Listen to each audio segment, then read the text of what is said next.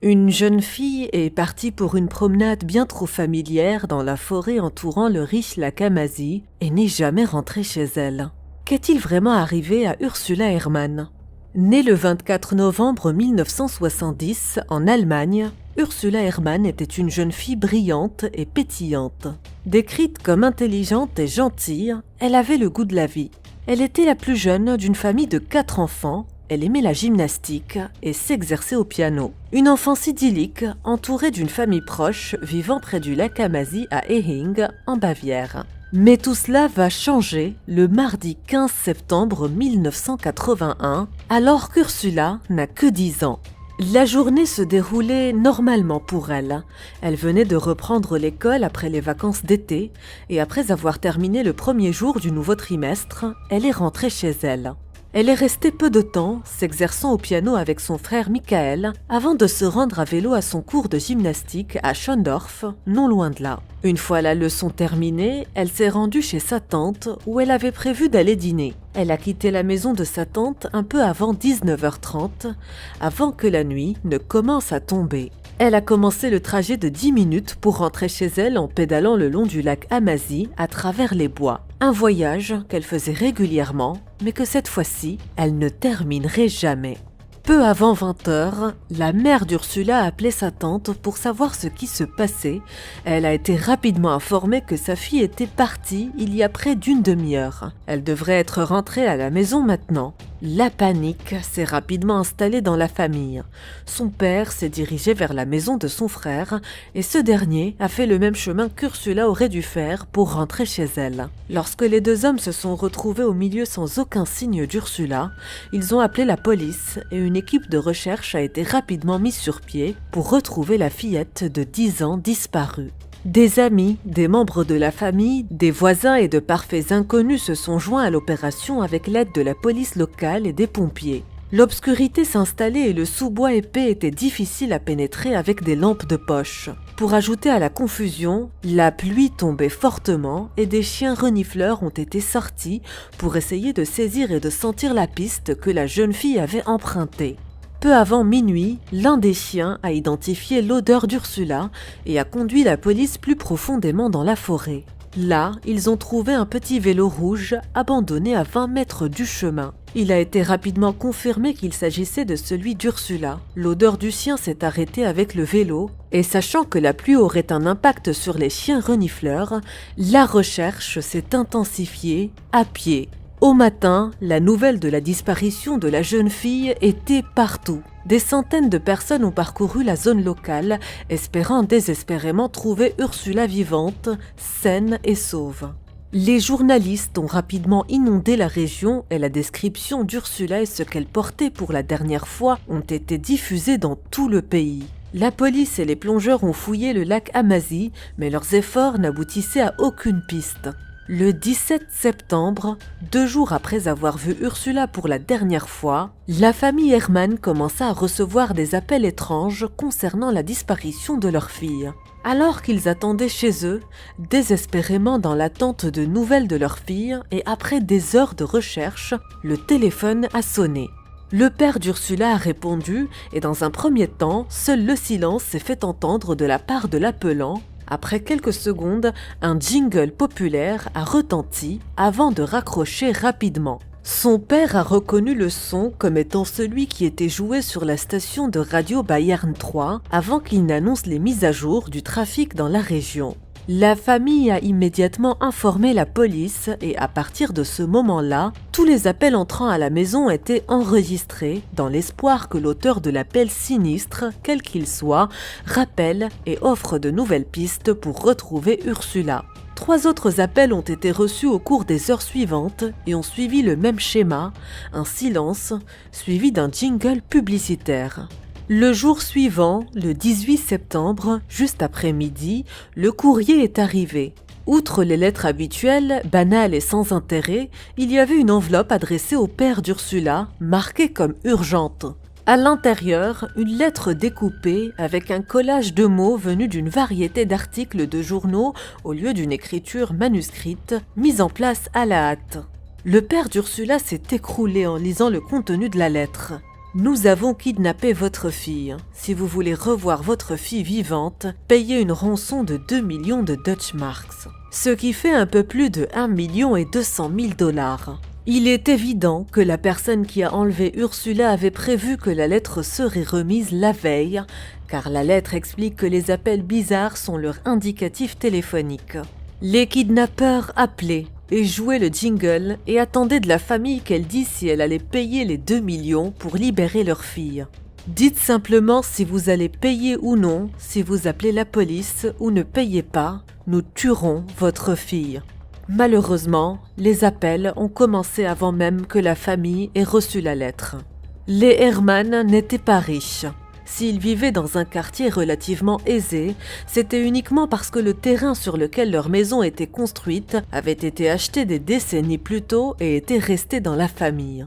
Les voisins et les amis ont versé ce qu'ils pouvaient et la police a assuré aux Herman qu'elle paierait le reste. Avec la rançon prête à partir, tout ce que la famille et les enquêteurs pouvaient faire était d'attendre désespérément près du téléphone le prochain appel. Lorsque le téléphone a sonné plus tard ce jour-là, la mère d'Ursula a répondu et a assuré à celui qui écoutait à l'autre bout du fil que la rançon était prête à être payée. Elle a également demandé à l'appelant inconnu une preuve de vie. Elle voulait savoir, avant de remettre l'argent, que cela garantirait le retour d'Ursula à la maison. Elle a supplié l'appelant. « Parlez-moi, dites quelque chose d'Ursula. » Mais l'appel s'est terminé sans réponse. Tout ce qu'il pouvait faire était d'espérer que de nouvelles instructions viendraient des ravisseurs d'Ursula. Quelques jours plus tard, le lundi 21 septembre, 6 jours après la disparition d'Ursula, une deuxième lettre est arrivée avec les mêmes mots découpés que la première. Cette fois, la lettre était plus précise quant à ses exigences. La personne qui retenait Ursula exigeait que la rançon soit versée dans une valise contenant des piles de billets de 100 Deutschmarks. La note n'indiquait pas de lieu pour la remise de la rançon, mais demandait que le père d'Ursula vienne seul dans une Fiat 600 jaune, ne dépassant pas 90 km/h. Des exigences étrangement spécifiques. La famille accepta les conditions et attendait de nouvelles instructions sur le lieu et la date du rendez-vous, mais aucune lettre ni aucun autre appel n'arrivait. 2 semaines après le premier appel, aucune autre instruction n'était venue des ravisseurs et les Herman, qui étaient désormais tout près du téléphone désespérés de ne pas manquer un appel, commençaient à perdre espoir. Nous ne saurons jamais s'il s'agissait d'une farce cruelle ou d'une négociation aléatoire légitime. Mais il s'agissait de la principale piste suivie par l'enquête depuis des semaines, donc après aucun suivi, c'était le retour à la case départ. La forêt a été fouillée une fois de plus par la police, avec plus de 100 personnes effectuant des recherches à pied et 10 chiens renifleurs. La zone de recherche a été divisée en grilles afin de s'assurer que, cette fois, aucune pierre n'était laissée en plan. Une par une, chaque grille a été fouillée par plusieurs officiers, car après tant de temps depuis la disparition d'Ursula, il n'y avait plus de marge d'erreur. Au cours de cette recherche, des tiges métalliques ont été utilisées pour planter des piquets dans le sol, à la recherche de toute perturbation dans le sous-bois. La nouvelle recherche a duré 4 jours épuisants, jusqu'au dimanche 4 octobre, 19 jours après la disparition d'Ursula. Les recherches reprenaient pour un jour de plus lorsque, vers 9h30, un agent a crié qu'il avait trouvé quelque chose. À 800 mètres du chemin autour du lac Amazie se trouvait une petite clairière cachée dans les arbres. Un agent qui fouillait cette zone a frappé quelque chose avec son poteau métallique. Au lieu de la poussée familière dans la végétation en dessous, il avait frappé quelque chose de solide. Après avoir entendu les cris, les agents sont entrés dans la clairière et ils ont trouvé une couche d'argile dans la zone, sous une couverture qui était sur le dessus d'une grande planche de bois. Lorsqu'on l'a enlevée, on a rapidement découvert une planche en dessous qui semblait être le couvercle d'une petite boîte verte enterrée. La boîte ne faisait que 72 cm sur 60 et avait été fermée par 7 boulons. Les agents ont utilisé une pelle pour ouvrir l'engin et en ouvrant le couvercle, une odeur de mort les a envahis. En regardant dans la boîte, ils ont vu ce qui allait les troubler pour le reste de leur carrière. À l'intérieur se trouvait Ursula Herman, 10 ans, morte depuis un certain temps. Les agents présents sur les lieux sanglotaient en sortant l'enfant et en déposant soigneusement son corps dans la clairière. Son corps était froid. sans vie. L'officier a pleuré en la soulevant. 2 détectives ont été envoyés pour annoncer la nouvelle aux parents d'Ursula à leur domicile, à quelques pas de là. Alors que sa mère était trop désemparée pour poser des questions, son père demanda à plusieurs reprises « Sa fille a-t-elle été blessée avant sa mort ?» Une autopsie a été pratiquée et a conclu que non, Ursula n'avait pas été blessée. Il n'y avait aucun signe de lutte sur son corps, ce qui a conduit le pathologiste à penser qu'elle avait été droguée avant d'être placée dans la boîte souterraine. Il est possible qu'elle ait été surprise par quelqu'un qui l'a ensuite mise dans la boîte alors qu'elle faisait involontairement le chemin du retour. Elle n'a pas eu le temps de réagir. L'autopsie a conclu qu'Ursula était morte par manque d'oxygène 30 minutes seulement après avoir été placée dans la boîte. Mais pourquoi était-elle morte ? Ses parents avaient accepté toutes les demandes du kidnappeur. Ils étaient prêts à payer la rançon et auraient fait n'importe quoi pour récupérer leur fille. Alors, quel jeu cruel jouait-il si elle était morte si tôt après avoir été enlevée ? Eh bien, curieusement, la petite boîte verte avait ses propres secrets à partager. Il est apparu immédiatement que la personne qui avait enlevé Ursula avait bien l'intention de la garder en vie et d'obtenir une rançon. À l'intérieur, les enquêteurs ont trouvé un petit siège qui faisait également office de toilette, une étagère, 3 bouteilles d'eau, 12 canettes de boissons gazeuses, des biscuits, des chewing-gums, du chocolat, un large éventail de livres et une radio, réglée sur Bayern 3, la même station qui diffusait le jingle que les parents d'Ursula entendaient si souvent au téléphone. Cet enlèvement avait été planifié depuis un certain temps. La boîte souterraine avait aussi une lumière et des tuyaux allant de la boîte jusqu'au sol de la clairière pour l'air. Mais ce que le kidnappeur n'a pas compris, c'est le fonctionnement d'une bonne ventilation. Sans quelque chose à l'intérieur de la boîte pour faire circuler l'air qu'ils espéraient faire descendre des tuyaux, il s'est rapidement épuisé et Ursula est probablement morte avant même de se réveiller de son sommeil drogué.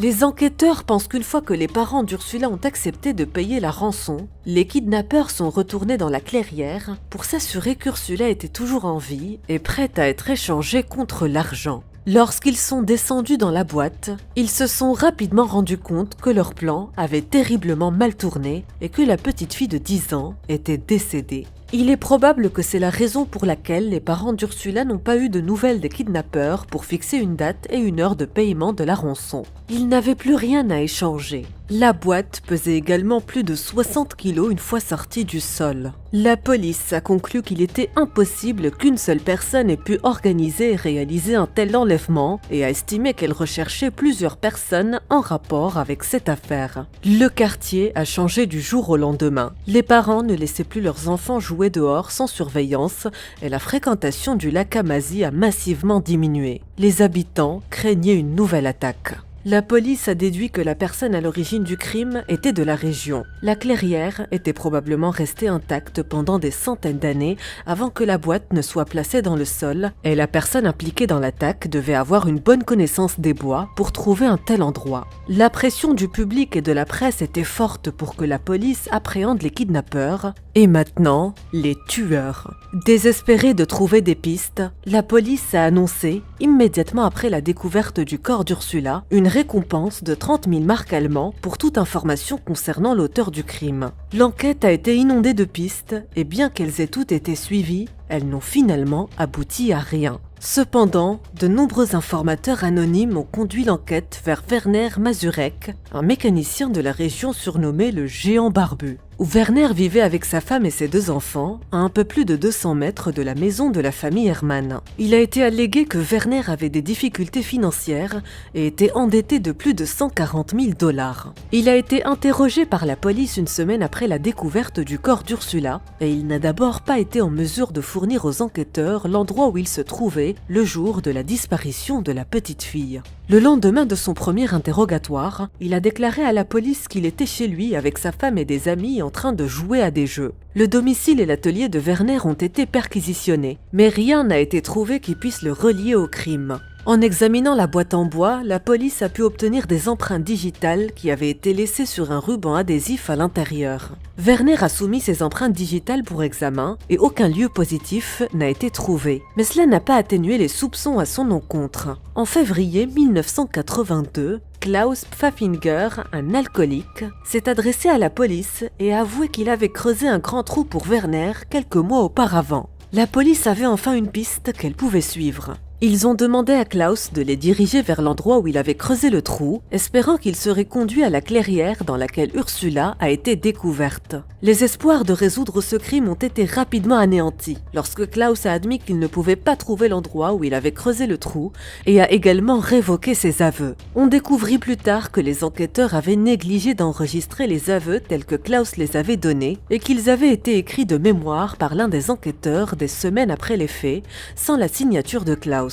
L'ex-femme de Klaus Pfaffinger le décrira plus tard comme un paresseux qui n'aurait jamais accepté de creuser un grand trou pour quelqu'un. En l'absence de preuves matérielles contre les deux hommes, toutes les accusations ont été abandonnées et, sans nouvelle piste à suivre, l'affaire a été classée. L'affaire est restée sans suite jusqu'en 2007. Sous la pression de Michael Herman, le frère d'Ursula, et grâce au progrès de la technologie médico-légale, la police a annoncé qu'elle rouvrait l'affaire de l'enlèvement et du meurtre d'Ursula Herman. La police a réexaminé toutes les preuves trouvées lors de l'enquête initiale et a découvert plusieurs mèches de cheveux qui n'appartenaient pas à Ursula. L'ADN extrait de ces mèches a été analysé dans l'espoir de trouver une correspondance qui permettrait de résoudre l'affaire. Et à leur grande joie, une correspondance a été trouvée. Un homme qui avait été arrêté des années plus tôt en relation avec un autre meurtre en Allemagne correspondait aux cheveux trouvés dans la boîte dans laquelle Ursula était enfermée. Cependant, la police a décidé de ne pas approfondir l'enquête,